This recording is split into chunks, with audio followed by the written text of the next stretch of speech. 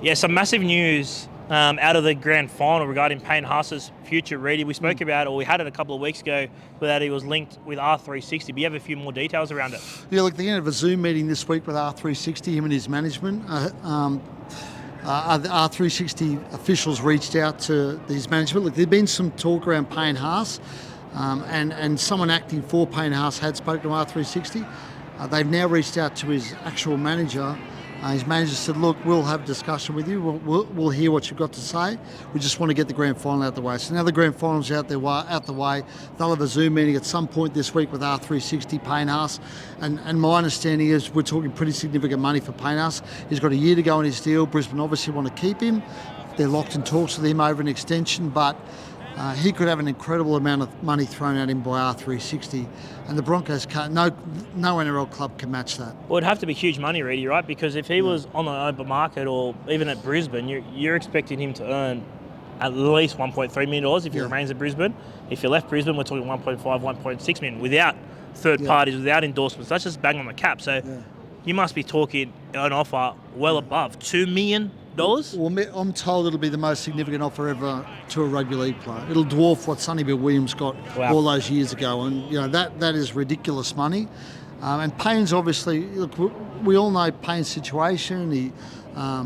He's basically a guardian for his younger brothers. He's got a young family. He's married, got a young family. It would be a monumental decision for Payne Haas to leave Brisbane or leave South East Queensland and play in some fledgling rugby union competition that travels the world. It'd be a huge decision for him, but we're talking inordinate amounts of money at the moment. So it's going to be a big call. But as I said, those discussions this week, Mick, at some point this week, and make no mistake, the game's under siege at the moment from R360.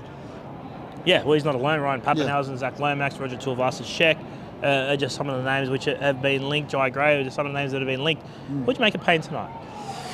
Mate, I thought he was quiet early, and then he spent a long time off the field. Actually, it surprised me how long he spent off the field. I thought his second stint was great. If you look at his stats at the end of the game, he ran for a lot of metres, but a lot of them, I think he only had 4 runs in his first stint, which is very un-Payne-like. Normally, Payne he'd spend the entire first half on the field and run for over 100 metres, but I think he only had 4 runs for 28 metres or something his first stint, if I've got that right. So, but I thought his second stint, Mick, I thought he was great in his second stint, and that helped, obviously, Brisbane that second half, and they needed to find points and get over the line. And when you talk about dynasties around the Brisbane Broncos, well, it centres around Reece Walsh at the back and Payne Haas in the middle. Yeah, I know. So, if this Brisbane team's going to keep contending for premierships, they've got to move heaven and earth to keep Payne Haas. So I think the other guy, actually, Mick, tonight, we haven't touched on him. We didn't touch on him when we did our wrap, was Paddy Carrigan. I thought was huge tonight as well, and obviously